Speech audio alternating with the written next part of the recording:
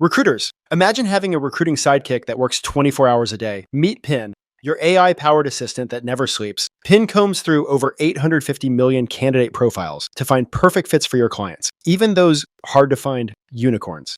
It then engages them across email, LinkedIn, and SMS with smart outreach that gets nearly half of candidates to respond. And Pin doesn't stop there. It automatically screens resumes with pinpoint precision and handles the back and forth of interview scheduling for you. It's like having an extra team member who never clocks out, so you can fill roles faster and focus on closing deals. Visit pin.com to book your demo today.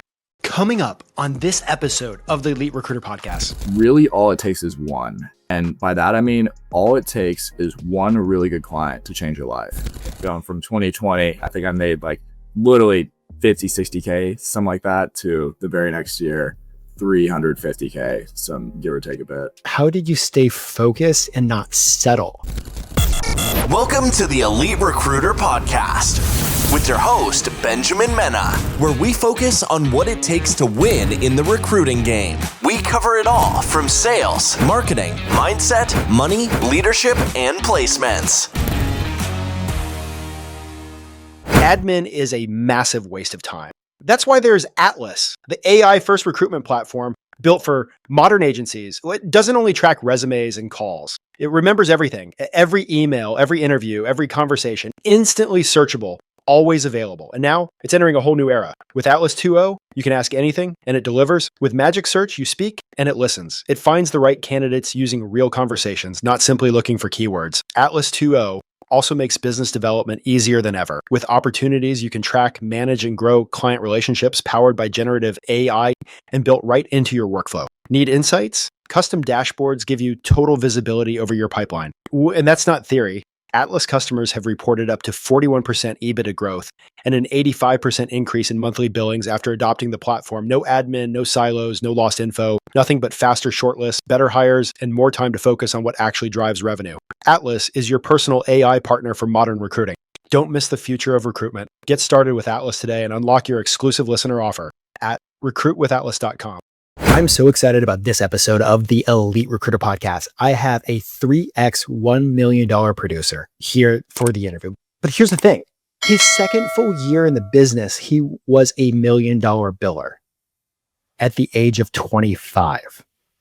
You don't have to be in this game for a decade or 2 decades to be successful. There's a process, there's a system, an art that you have to master, and you can literally like chase your dreams and live your dreams. So I'm so excited to have Kent Depwe with me today to share his story of how he went from like 0 to $1 million biller. And most importantly, how he's consistently been a $1 million biller. So Kent, welcome to the podcast. Thanks so much for having me, Benjamin. Happy to be here. So real quick, a quick 30-second self-introduction. Sure. So, as Benjamin mentioned, I'm a little bit on the younger end. Sometimes I don't feel so young, depends on who my client is, but 28 years old, living here in Austin, Texas. I'm a full desk perm recruiter, really recruit all over the US, mostly for, I guess, especially as of recently, mostly for hyper-growth startups, working directly with founders, placing everything from the C-suite, CTOs, CROs, within product marketing and sales down to the VP director, and then, even sometimes some, mid to senior level roles. I like to say I don't just fill roles, I build entire companies. And yeah, as Benjamin said, I've had a good amount of success. So have some credentialing here. My second full year in 2021, hit $1 million in perm full desk revenue, did it again in 2022. And then in the past 12 months, not a calendar year, but past 12 months, hit another $1 million and should be hopefully getting number 4 at the end of 2025. Oh, that is awesome, man. So, okay, before we start unpacking this, let's take a few steps back.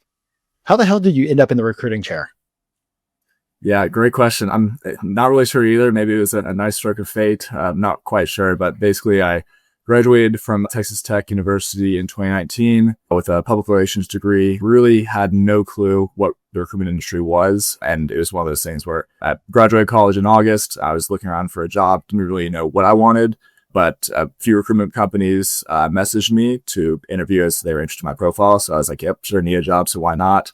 Ended up interviewing with 2 of them. It was a Collabora, and my last firm that was for about 4 years called 20AI. Collaborator didn't give me an offer, 20 did. So my choice was made. I didn't get any of their offers out of college. So I was like, all right, guess I'm going from AI, being a recruiter. Hardly knew what it was. So that's kind of, I guess, how I fell into it, frankly, which I feel like is quite common nowadays. I'm not sure if anyone grows up wishing to be a recruiter, but a lot of us end up here. I mean, it's one of those things. I feel like you really can't, you can capture like HR in a class. You can't really capture recruiting because it's like very sales focused. Yeah, it really is. I think I have my PhD in recruitment now, but there surely is no classes in college that has helped me one bit. I like to say my degree helps me a little bit. In college, I did a lot of writing, which obviously in recruitment, it helps to be a good writer. But yeah, really, college did not prepare me for it. It's a lot of those things where you learn a lot more on the job. I probably learned more in my first 6 months of recruitment about it than all 4 years of college combined. Before we unpack this, I remember my first like recruiting job out of college. I remember like looking at my awesome little like offer letter or the whatever, and it said, if you do well at like whatever 10K in spread it was per week, at the end of the year, I think it's like 11,000 in spread per week got you to the sales conference. Like the big like end of year bonus. But guess how much you made? I would have made then something like $65,000. Yeah. I remember my base when I first started out of college, my base was 35K, which wasn't thrilled with, but I was like, hey, pays the rent. Yes, 35K. I think I made like 50K my first full year. So, and then your second full year, like what'd you take away? Second full year with the commission, which at 20 was pretty decent. Second full year, it was like 350, something like that. And then like your second full year in recruiting.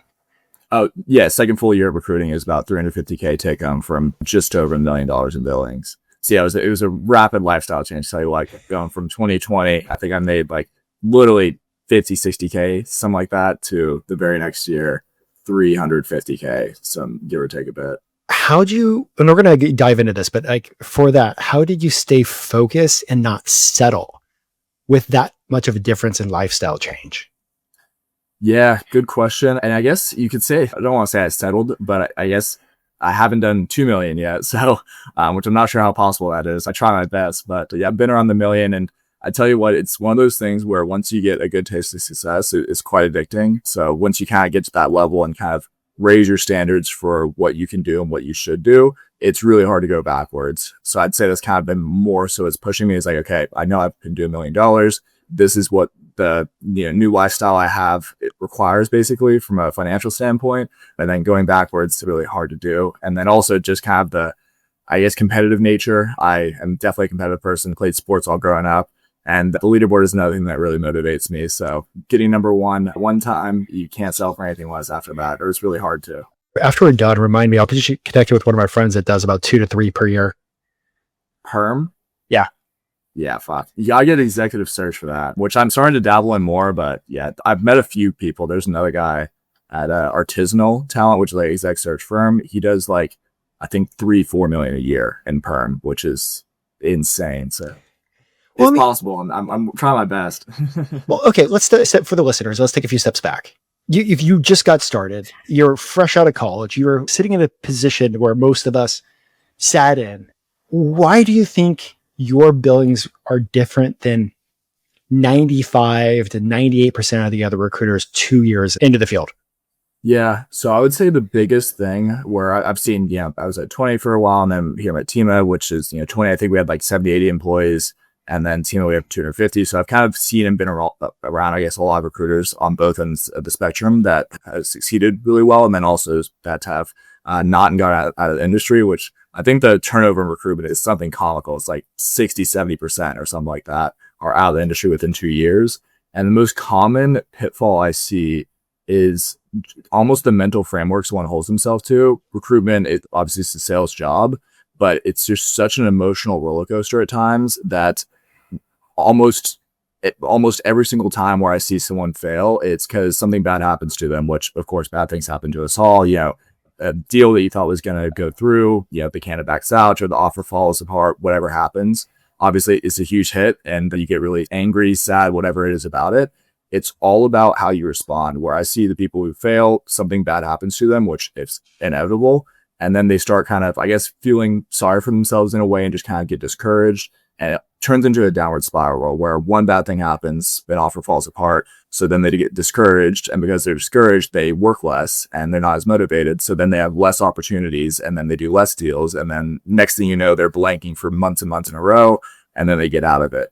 And if you were to just kind of switch that mindset where whenever something bad happens to you, it's hard to do, but I manually make sure whenever something bad happens, you actually flip it and work harder where, okay, something bad happens, but now I'm going to work harder, push even further than what I would usually do. And then it typically comes around where, hey, one bad thing happens. Next thing you know, a month later, a deal falls in your lap or a client comes back or whatever it is. And you can kind of switch that downward spiral to an upward spiral. Hey, something bad happens. Now you're working harder. You get more opportunities. You get more wins. You feel more confident. You get to work more and you go upward instead of downwards, which I've seen time and time again. And all the people on my team, all the people I work with, whenever something bad happens to them, I literally am in their ear constantly about that. I'm like, please do not let this discourage you. You go on a downward spiral really fast. Yeah. I mean, that's super important. Just like the things that you think about and putting in the work afterwards. But let's take a few steps. Let's go back to your training. Like, you started this job, you were great at writing, you weren't great at sales, you weren't great at recruiting. Like, how did you start learning the craft and the art of recruiting in your first recruiting role? Yeah, so I feel like a lot of people are just concerned about, okay, what's the company like? What's the base salary? What's the commission? Yada, yada. Where I think something that's super undervalued is looking at who you're going to be reporting into. And what I mean by that is if you're, say 1-2 years in and the person you're reporting into is maybe a year or two older than you and doesn't have the best track record, I would really consider that as a huge variable considered to maybe another company is paying less on the base salary, less on commission. But say you're reporting to someone that's like $1 million biller, someone that's really, really strong, especially if you're early in your career, I would take that latter offer 10 out of 10 times because I almost attribute that to all my success, especially very early, where, again, I didn't even realize this. I kind of just got lucky. And the person I was reporting into back at 20 was $1 million. I guess he wasn't quite $1 million biller, but he was really close, very consistent, full desk, 700-800K, really, really good. 20 was a pretty small firm. So I think our team started out at like 8 people. In COVID, I think almost all of them left. So I basically had like a full year of just me and him, working together. And because of that access and just being able to learn from someone like that, just really expedites your entire career. Where if I wasn't reporting to someone that was that good, how would you learn? So that's something I got quite lucky on, but something I try and pass off is, the person who you're reporting into makes a huge difference, especially in your career, just to upskill yourself. Okay, I'm going to sound like an old fogey, and maybe it might be because I am like almost 20 years in this game. Your first recruiting job, were you in the office or were you working remote? I was in the office.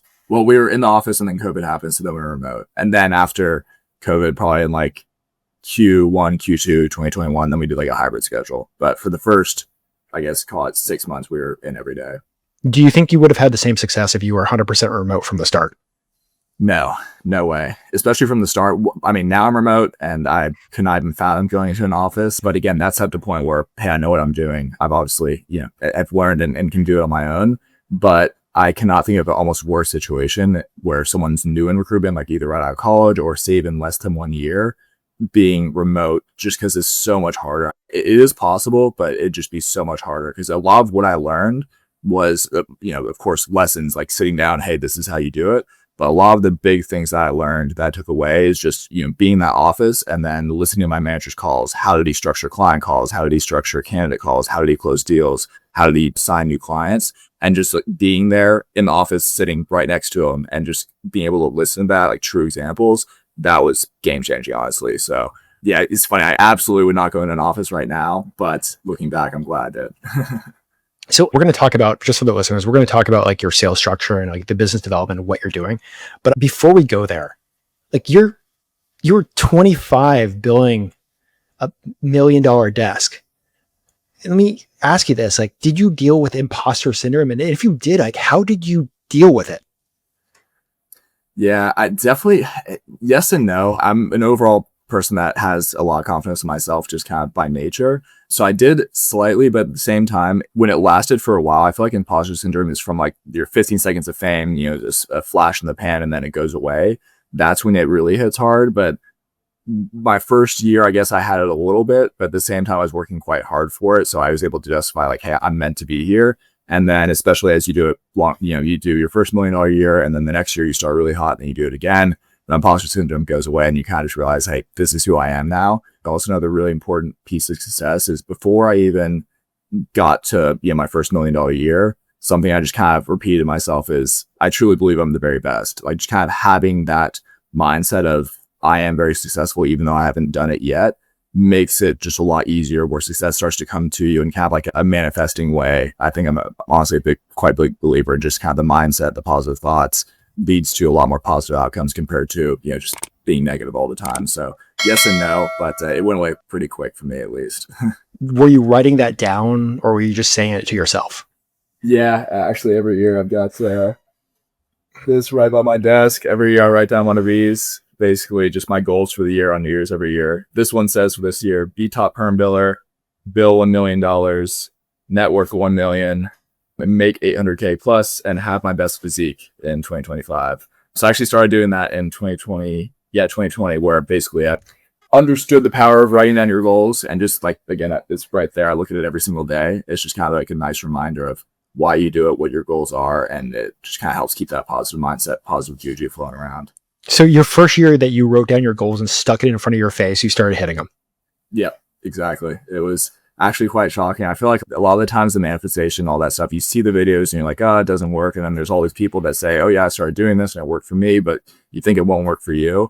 I just say, just try it. Because I was like, all right, screw it. How much time and effort does writing out your goals actually do? And if it works, great. If it doesn't, whatever. And it worked pretty well.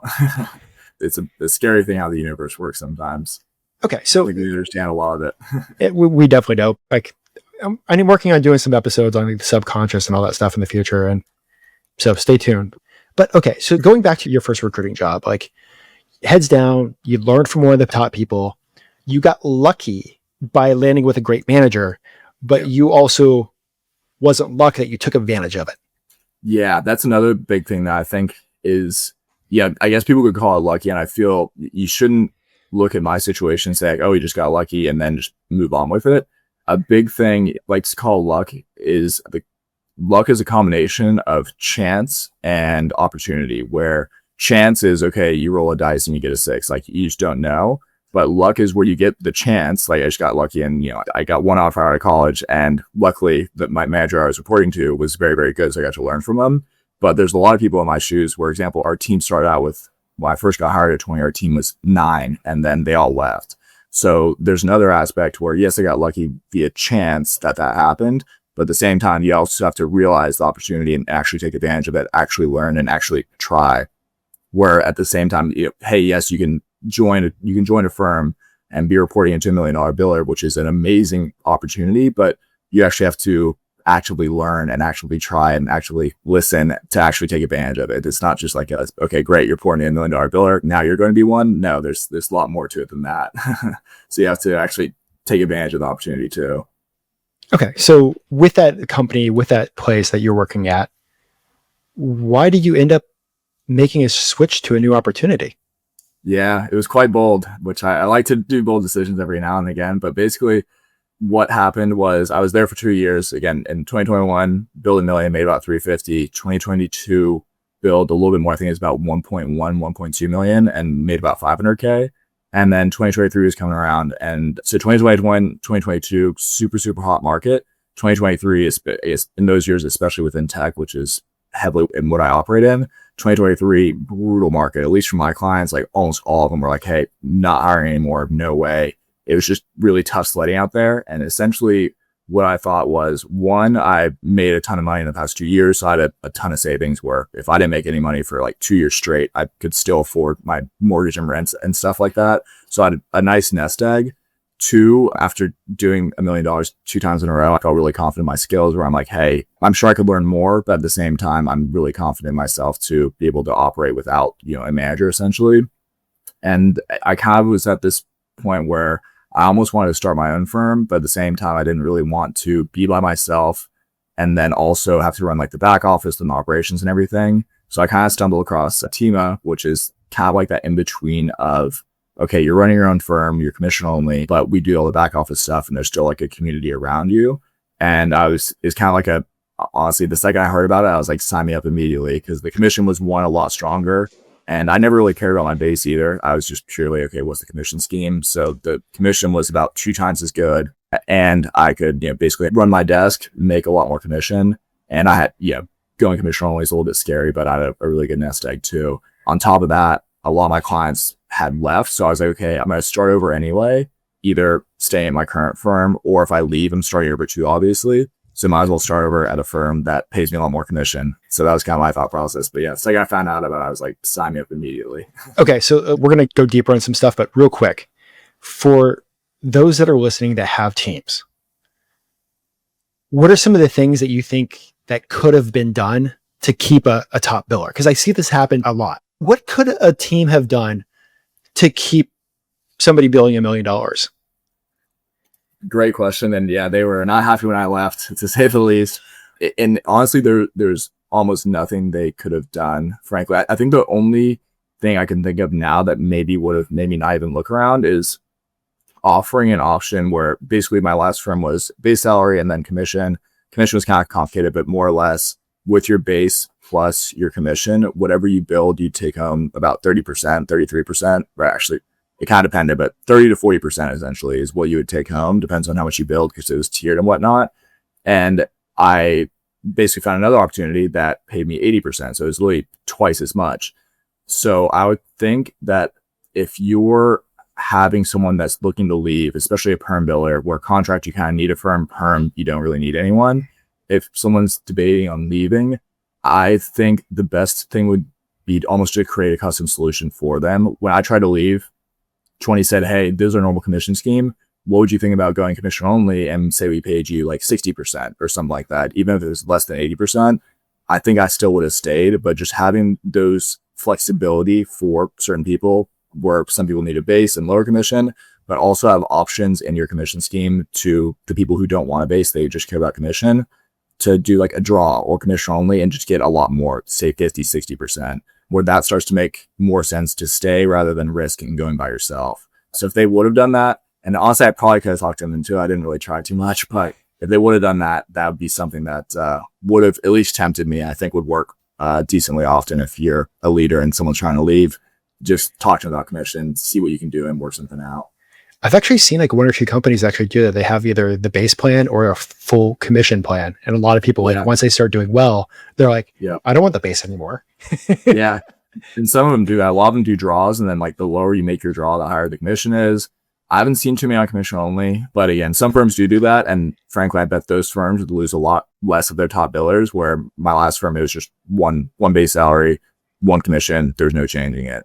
So yeah, those firms have it right, where I think that's probably the best way to do it is kind of be flexible and kind of have options. When you're first starting out, obviously you need a base, but once you get, really ramping and you're really confident in your billings, all you really care about is commission. So just have those options, at least for them to pivot over to. Okay. I want to jump into this starting over again. Like, how did you, and this will definitely walk into the business development part of the conversation, but you literally had to start over again, but still at the end of the year, you still had $1 million billing for the year. So 2023, yeah, I know that'd been crazy. Starting over to $1 million from scratch, that's nuts. 2023, it wasn't $1 million. So 2021, 2022, both those were over $1 million. 2023, I want to say it was around 600K, something like that. Okay. And then 2024 was about 800K, and then this year should be $1 million, and then in the past 12 months it's been $1 million. So it took me one ramp up year essentially. Okay, so let's talk about this ramp up year. Let's talk about that. So like you literally had to start over from scratch again. Yeah. Like what were exactly? So what were some of the things that like you're literally looking at this blank new desk that had a big fat 0 on it? You looked at your goals like in the corner. How do I start making this happen? Yeah. What were some of the first things that you did within the first 30 days? Yeah, good question. So I just went heavy on the BD side of things. I've always been quite confident in my abilities to win new clients. It's not one of those that I have trouble with. So again, going back to my confidence of starting out on my own, I was like, okay, I know I can win new business. Where if I didn't have that belief in myself, I sure as heck would not have started up on my own, because that would be a big problem. If you start up on your own, you can't win any new business. But I was always quite good at it. So I just kind of like, okay, I know how to do this. I've learned. I've won a lot of clients in my day. Let's just get back to it. And essentially it takes a little bit to ramp up because, you win new business and then say you get a new job. And then I was doing a lot of churning as well, where I'm much bigger on quality over quantity of clients, where probably in 2023, I bet you I signed 40 MSAs easily. But a lot of the times, okay, great, you sign an MSA, but then you actually find out that the client's no good. They're paying bottom of the market. They're a little bit too picky. They move really slow. They're not very serious about hiring. And I would do my best to really try and weed those out as quickly as possible, because that's the worst thing you can do is just, focus a lot of energy on a client that's never going to hire.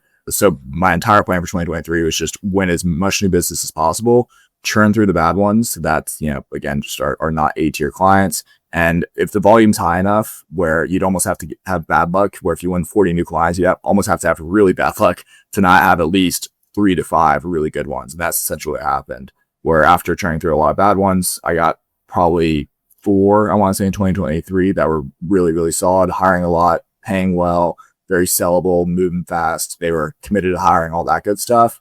And then basically just took that to my next big year in 2024. And then this year is going to be a big one too. Okay, so let's break down this business development. What were you actually doing to get these new clients? Like, what's working? What's your structure? Like, how does it look like?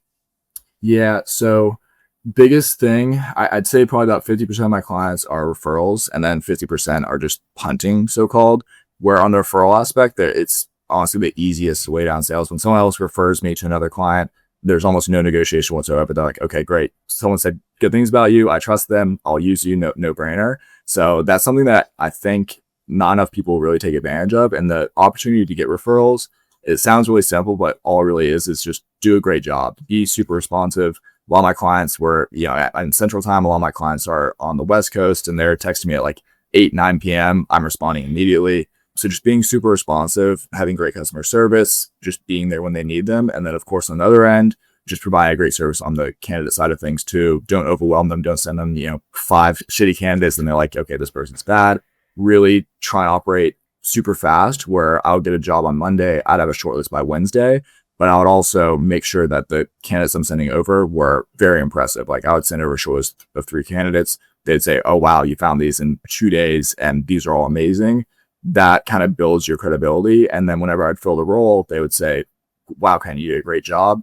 I wouldn't even ask for a referral. Next thing you know, a week, month, 2 months later, I get a text from them, introducing me to one of their other friends, essentially, basically saying like, hey, I heard this guy's hiring. Ken's great. Did a great job for me. Here he is. So one aspect is referrals. And again, all you have to do is just do a great job and they just come to you. And then the second aspect, as far as just hunting for new business, I don't do much cold calling. I did when it was started from scratch because you kind of had to. And you have some success on that, but the time leverage is so low where you can spend an entire morning, entire afternoon cold calling, and you might get one essentially. And that's just all your time spent not sourcing for candidates. What I like to do is kind of take a wide net approach, but also a sniper approach. Still cold call when it's the right person they're hiring and you have the candidate for them. But also the email marketing side is really, really good for a lot of it's automated. You can do a lot more volume, and just kind of having both of those going at the same time where you get some sniping and you get some stuff that way. But then other times you're doing an email marketing campaign and I just get an email back saying, hey, you hit my inbox at the exact right time. We just got a meeting that we were talking about hiring and your email popped up. Let's talk. I'm like, oh, great. So having both is, I think, the best way to do it. Finish the year strong is going to be the most impactful summit of the year. Every single summit we have held up until this point is preparing for this one. So that way it can propel you to have the strongest quarter yet. Finish the year strong. It's kicking off October 13th and you do not want to miss this. Get registered now. Okay, so you don't do that many cold calls, but you said you do a lot of like NPCs. Yeah, and NPCs are my favorite, but you have to do them right. So what is a right NPC? Yes, the right NPC.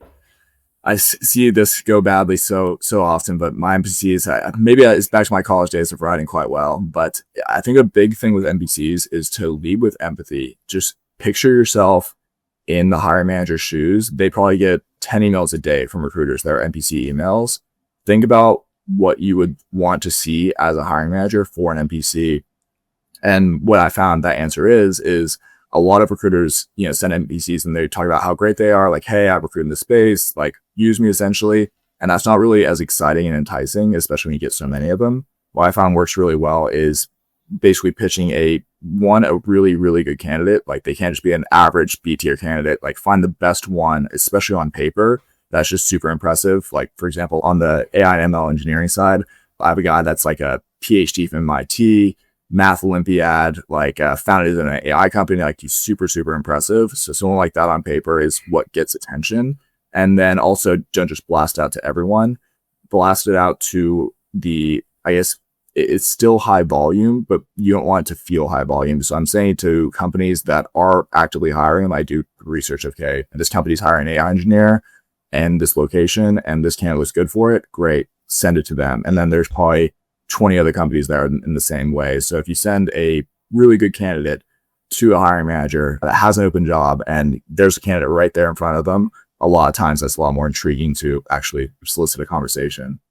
Okay, so I'm going to take a step back into the conversation that we had in the pregame chat and pulling that into our conversation. You're more of a generalist. Like, you haven't really niched down. Like, why are you more of a generalist instead of like going deep down we'll say the artificial intelligence niche? Yeah, and I guess it's hard to define that. So I guess you could say I'm niche to where a lot of my clients are, high growth startups a lot of times in the AI software, that kind of space. So similar type companies. However, I think the silly part is niching yourself into just one skill set, like say just software engineers or just executive search or just sales, or just marketing, where really I feel recruitment is a very foundational skill where it's super easily transferable. The intake calls are almost the exact same. It's just, okay, what problem is this person solving? What are they doing? What do they need to have? Years experience, comps, all that good stuff. You're asking the same questions in an intake call, whether it's for an AI engineer or for a marketing person or for a salesperson. It's all the same. Now it's, okay, great, go find candidates that match those criteria. And I really don't think I would have been able to bill $1 million if I was very niche, because a lot of the companies I work with, it'd be a founder and they say, okay, great, I need a CTO. Okay, now I need a VP of engineering. Now I need a software engineer to build the product. Okay, great, now the product's built.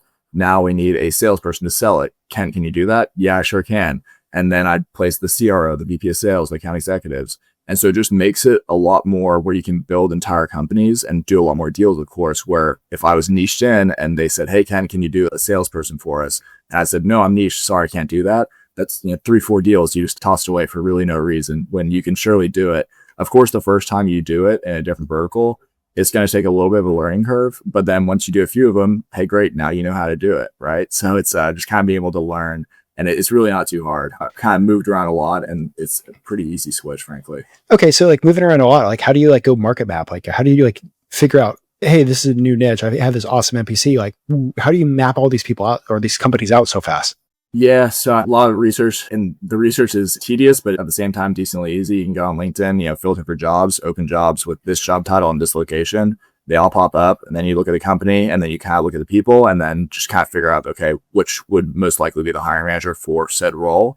I guess a decent amount of research is behind it, but at the same time, I kind of go on momentum as well, where if I just filled a marketing job, for example, I would go take the candidates that I didn't place that were still really strong and mark out the marketing people, and then get a marketing job. And then maybe they have a software engineering job too, or maybe they have a product job. So it's kind of like taking the momentum of your last search and then using that to NPC out and win more business and just kind of so on and so forth. Okay. And like with all this stuff, like this is going to sound bad, but you haven't been in the game that long, but you've been doing great. But the crazy thing is like when you started in this game versus now when this podcast is being recorded, tech has changed. Really has. Like for us old fogies, or like still kicking around some stuff, but like, how have you taken advantage of the changing tech on helping you get your job done? And what does your tech stack look like? Yeah, so tech stack right now is LinkedIn Recruiter, of course. I hate them, but I can't live without them. They just raise their prices again, too. God, they have such monopoly and they know it. And they could charge me an ungodly amount. I'd still pay it because you need it. I hope one day something else comes out that's just as good, but haven't found it yet. So LinkedIn Recruiter, of course. For the BD side of things, I used to use ZoomInfo. I use Apollo now. Really, really good for creating email sequences and finding contacts and all that good stuff. And then probably recently, 6-ish, maybe a year, I've gotten heavy into the AI tools, which now that I use them, it's almost hard to imagine how I did this job without it. Where I use, ChatGPT, of course, Perplexity, especially on the research side of things, where I feel like recruitment it's one of those things where it is not easy, but it is very simple. for sales, for example, sales recruitment 101 is, okay, you have a company looking for a salesperson and they sell, say, an AI tool to the healthcare vertical. Okay, great. Really all you need to do, like they can say all these different hard skills and whatever. All you need to do is find another person that's currently working for an AI company that sells AI products into a healthcare vertical. So find someone that is selling the same product to the same end client and doing it successfully, President's Clubs, good track records, promotions. And that's really all it is. And that person will be a deal almost every single time. And find 3 of them and one of them will be a deal. Software engineering, a little bit different. Products very similar too. Find someone that's making the same product for the end client. So recruitment in that way is very simple, not easy, but very simple. And I find ChatGPT, Perplexity, all that stuff really helps me do a lot of research, where before it was just Google, like I get a client and then have to Google, okay, who else is selling this product into this end client? Now type in ChatGPT and Perplexity, the job, what they're selling, all that good stuff. It give me a list of 15 competitors. Great. Now I have my poaching list, and now I just go find people doing that same job, doing it successfully at those competitors and place them on over. So you've really seen the difference with AI.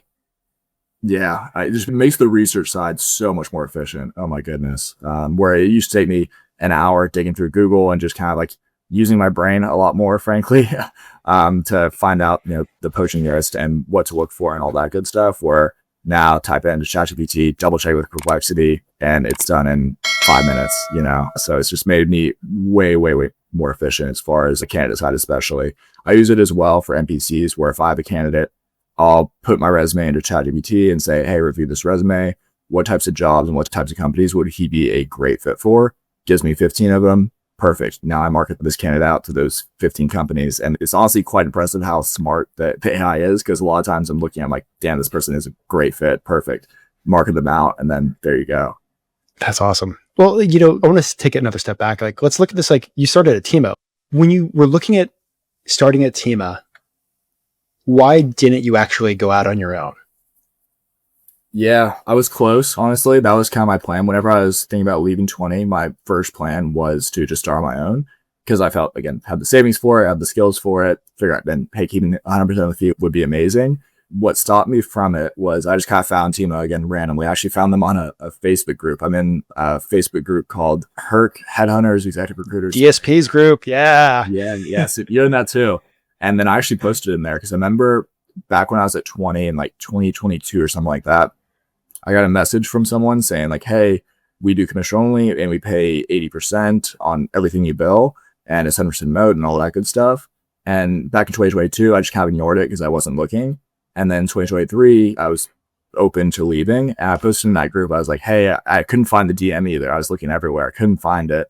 And I posted in that group. I'm like, hey, this firm, I think they messaged me. They said 80% commission only. Like, has anyone ever heard of a firm like that?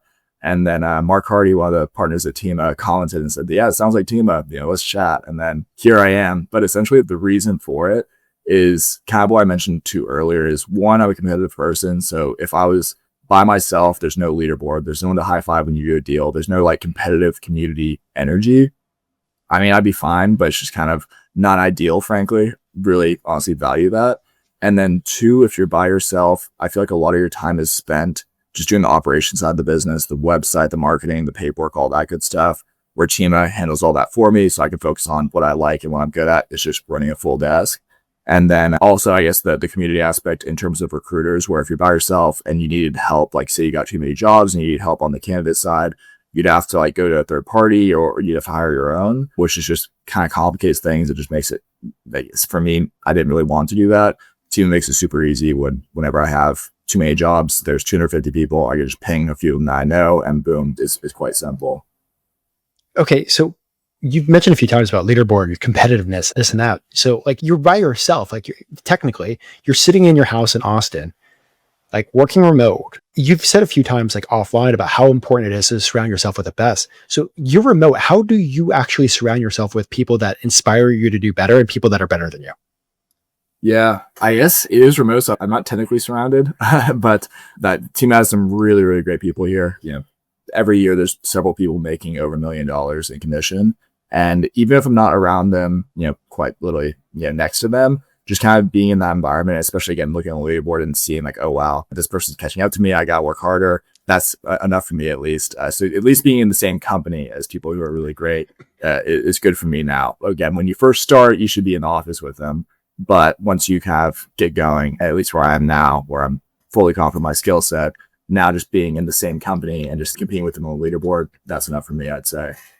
Okay, so you're looking at $1 million a year this year. I think you said you're at over 600 already. That's commission. I think whatever. Sorry. I think I'm at like 800K, I want to say. Okay, cool. Awesome. So you're on track. For a top biller like yourself, what does your day typically look like? Yeah, there's going to be a hot take as well. I think it's so silly when I talk to a lot of people and they're like, oh, here's how I structure my day. And then you look at the structure and it's like so rigid where it's like, okay, from 8 to 10, I'm answering emails. And from 10 to 12, I'm doing cold calls BD. And then from 12 to 1, I'm at lunch. And then now I'm doing candidate calls from this time to this time. That is never even close to work for me. I remember back at 20, they kind of tried to do that. I didn't do it. And luckily my manager was cool with it too, where I don't think the structured days, in some professions, you need it. Recruitment, every time I try to structure a day, by 10 a.m., the structure is completely destroyed because every day I wake up and just everything happens at once. Okay, great, I'm answering emails right now. And then a candidate call comes in, the client calls and gives me a job. And then, someone books on a meeting for an intake call. Like nothing can be planned. You can try your best to plan it. You can have a somewhat structure, but really my only structure is wake up and then do whatever needs to be doing. Of course, prioritize the urgent, important stuff first, whether it's emails and then candidates and then whatever. The only structure that I can't stick with is from essentially 9 to 5, I'm on emails doing calls.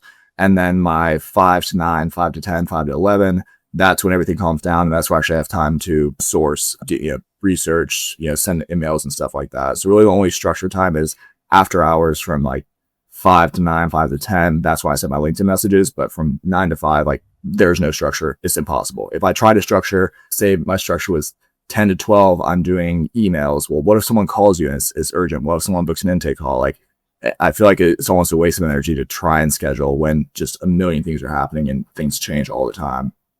Okay, so like you just talked about sitting there sending messages on LinkedIn at like 10 o'clock at night. Yeah. For you, when you make decisions in life, there's a cost for everything that you do. What has been some of the costs on being a top performer? Yeah, there is a cost. And I think it's Alex Hormozy, if you know him, he phrases this pretty well, where everyone wants to be successful, everyone wants to make a lot of money, but it's almost like you're shopping at a store. Imagine you see, okay, you're at a store, here's $1 million biller, here's making this much amount of money, here's being financially free, and you want to buy it, it costs something. And extremely accurate because it really does. If I was working 40 hours a week, I would not even be remotely close to the success I have now. It costs a lot. It costs a lot of time. It costs a lot of energy. And it's definitely one of those things where it's almost the law of exponential returns, where if you work 40 hours a week compared to 50 hours a week, you think that, okay, it's only 10 more hours a week. Maybe I'll make, 10, 20% more. Not the case. It's exponential, where if you work, the difference between 40 hours a week versus 60 hours a week could be a 300K biller versus $1 million biller. Like those extra hours just really add up extensively because it's what no one else is doing. Like very few people are doing 12-hour days. And so it just makes all the difference in the world as far as, actually achieving that. And if someone else has found a way to build $1 million, make a lot of money in recruitment, doing 40 hours a week or less on perm, let me know. Haven't found it. So this is kind of my formula. And it is a cost, a lot of energy, a lot of time. But for me personally, it's all worth it. I've got expensive hobbies. I've kind of accustomed my life to this high earning, and I don't mind it. So it's one of those things where I'll work a lot. At least you get paid really well for doing it. Okay. So before jumping into the quick fire questions, like for those listening, I don't want this to come off as a brag session. I want this to come off as what is possible even at a young age. Yeah. What does the money actually look like? Between 300 and 600 the past few years. This year, I actually got a shot to do $1 million commission this year. Got a shot. It'll be a photo finish, but I've got a shot for it. So my normal is 300 to 500. Last year was like 500-ish, 650 so far this year. And I think I could do $1 million. It's going to be a push, but I think I can get close. And that's $1 million in commission, not $1 million in billing. Correct. Yeah. So it'd be like 1.3, 1.4, something like that in billing. And then 80% $1 million commission. I've got a shot for it. It'll be close. Gonna do a lot more 12-hour days, but I think I can do it.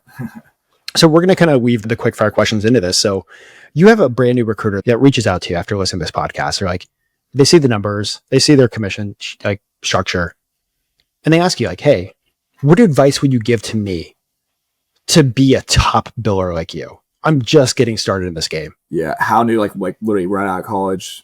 Like, we'll just say like out of college, or this is like their second career. Like they're brand new to recruiting, know nothing about recruiting except for their 2-week training.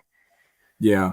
I would say if they've already joined a firm, because again, kind of the biggest differentiator for me was reporting into someone that was really, really good and then actively learning and listening to them and basically upskilling myself. So I would say if they don't have that right now, like say their manager is, a 200 to 300K biller back in their day or whatever it is, that would be an issue. I guess it's not impossible. It'd be really, really hard to learn how to be a top performer without learning from a top performer. You could figure it out by yourself, but shoot, that would take a really long time. So I would say, and maybe even if their manager isn't a top performer, I guarantee you almost every recruitment firm has someone that's doing $1 million or close.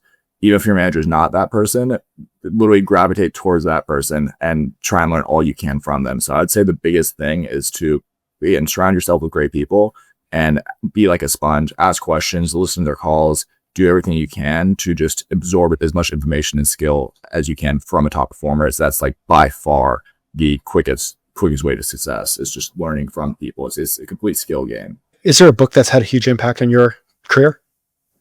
Yeah, I'd say some of my favorites are one's called Gap Selling by Keenan Allen. That's actually a more rare one. There's a few others by Brian Tracy, Robert Giovanni. A lot of those like sales and persuasion books are super helpful because I feel like some people don't think recruitment is a sales job, but we're literally convincing people to quit their jobs. Like that's like the biggest thing, massive risk. Hey, quit your job currently and join this other company. It's a massive, and if you don't treat it like a sales role, you're going to lose out on a lot.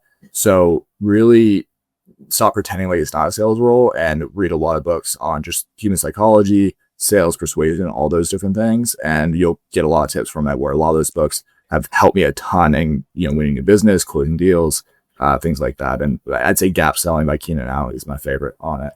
Okay. Favorite rec tech tool? ChatGPT. Besides LinkedIn Recruiter, because I need LinkedIn Recruiter, but that's kind of obvious. So besides LinkedIn Recruiter, ChatGPT. That's like by far the one I need. You've been in the game a short time and you've seen the game change a lot. What do you think is the future with AI and recruiting?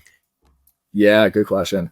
I think it's quite exciting. I actually saw a podcast, probably who it was. I want to say it's like, it wasn't Sam Altman. It was one of those guys. Maybe it was the founder of Scale or something, where, AI is going to change our lives and the entire workforce massively. It has a bit, but it really hasn't as much as it will, I think, within the next 5 years, where I think a lot of people are quite scared about just the recruitment industry as a whole, where I think it's going to change and be good for, and I feel like this goes across almost every industry, where the top, 1% to 2% of people are going to do extremely well, but then the kind of bottom middle are going to get, frankly, replaced. But where I see the recruitment industry going is it's going to go almost into like a sports agent in a way, where a sports agent for, like LeBron James or something, they have a really good candidate, say LeBron James, and then they market them out to all these companies that want the top talent. And then LeBron James gets paid a ton of money, and then the sports agent gets a lot of money for that. I think with AI replacing so many people's jobs and only the top highest skilled people being left, recruitment's going to almost transform into more of a sports agent, like where it's like, hey, I've got this one really good candidate. They're going to get paid millions of dollars and you get a huge fee for it. So that's kind of where I see it going. I saw a podcast talking about it. I'm like, that sounds about right, honestly. If a lot of the workforce goes away and that's all that's left is these super high value people, there's going to be a sports agent kind of crosshair, you could say. Okay. You've only been in the game for 5 years total? 6. Okay, 6 years total. But like you've had so many conversations and so many things to bill as much as you have over these 6 years. Like, what is one of the biggest challenges or failures that you had to work through? Yeah, I'd say time period that was the toughest was 2020, obviously. And that was also a fun fact. First full year recruitment, because I started 2019 in August. And then, it was normal for a bit. Then March 2020, COVID. And my goodness, that was, I'm not sure if we'll have another market like that for the next 100 years. But in a weird way, it helped me. It was a huge challenge because, you're in recruitment then too. You know how brutal it was.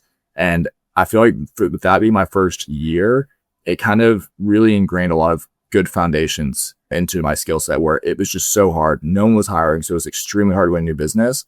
And the people that were hiring, they weren't hiring very many and everyone was on the market. So they're super, super picky. And that being my first year was just a pure grind. And it almost forced me just to really build those great foundational skills of recruitment to then in 2021, 2022, when the market heated back up, I kept those same skills and kept the same kind of work ethic, but in a much harder market. I think in 2020, I built like 200K. I basically was doing the same amount of work. And then I built $1 million the next year, just doing the same things, but in a much better market. I love that. See, you doubled down on your work. I started a podcast. Yeah, I probably worked I probably worked a little bit more in 2021, but yeah, 2020, God, that was working hard as hell for literally 200K and I made like 60K. I love that though. Okay. So, with you being on the leaderboard at your current organization, like you're out there on social media, you probably get asked, with the success you've had so early, you probably get asked a lot of questions like, what kind of business development? How does your MPC read? Like, what's in your email? What does your sequence look like? How do you structure your day? What is a secret to being a $1 million biller? And what kind of business development? Okay, looking past all those questions, what do you wish a recruiter would actually ask you? And what would be that answer? Very good question. I would say, because again, all those are very valid questions. So they are good questions to ask. And frankly, I asked those same questions a lot of times back in my earlier career. So still keep asking those questions because they are valuable. But something that I don't get much, but I wish they would, and it's more so less people ask me, and I'm just basically me just telling them because they need to know, is just what mental framework I hold myself to be successful. And I kind of talked about this earlier, where the biggest thing that I see almost everyone who fails in recruitment follows the same pattern of the downward spiral, as we were talking about. Something bad happens. It's going to happen to everyone all the time. This morning, by the way, I had a deal drop out and then I have another one go in later. So like, even to me, bad things happen all the time. And it's how you respond to those bad things. And the mental framework of, okay, a bad thing happened, you have to double down. You have to work harder. You cannot let it affect you no matter what. Whether you're having the worst day ever or the best day ever, your KPIs, metrics, and all that good stuff should stay the exact same. You have your level and you know it works. You're doing it no matter how you feel, because every single time the people who fail in this industry, a bad thing happens, they get sorry for themselves, they start working less, and then more bad things happen inevitably, and they're doing less work, so they bill even less, and then it just goes in this downward spiral, where if you just stop it right at that first one, work harder, you start going to an upward spiral. You're working harder, more good things happen to you, you're winning more business, you're doing more deals because you're working harder, you get more confident, and then you start working even more, and then you kind of see the returns, and then you go in this upward spiral. So no one ever asked me about that. I tell everyone whenever I get a hold of them, because it's so important. I think really undervalued. It's just the mental framework essentially is almost everything in this space.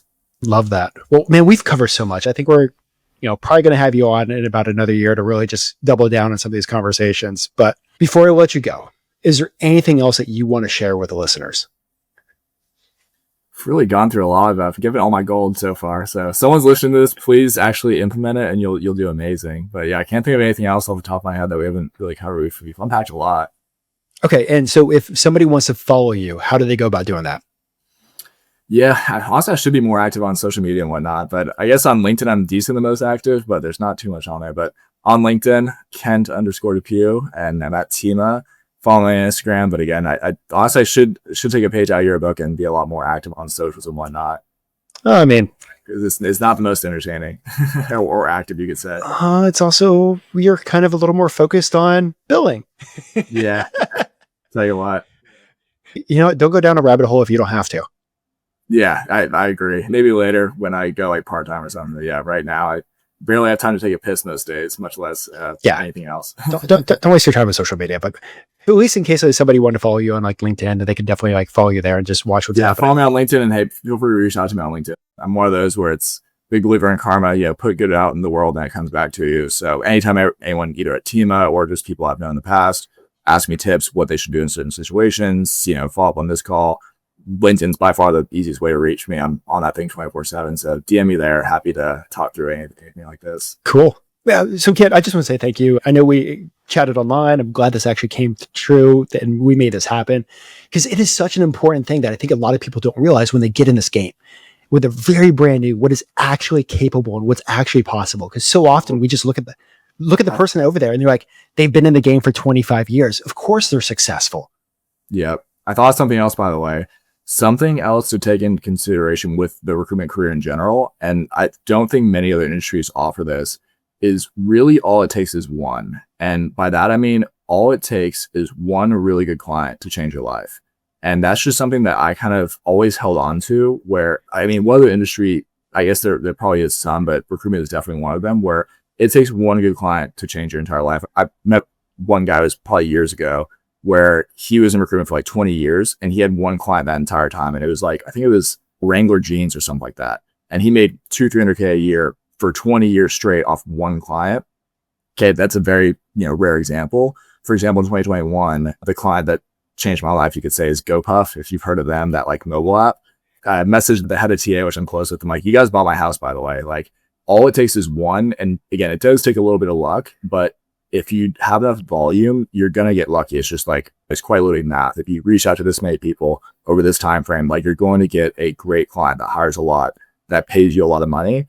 And I think that's something that kind of motivated me as well, is like, okay, I don't have that one yet, but keep going. And all it takes is one client and can quite literally change your entire life. And I think that's something that maybe not everyone realizes, like, how close they are to having massive success in this industry. It's really just one. And just keep going. You'll get that one eventually. It has to happen.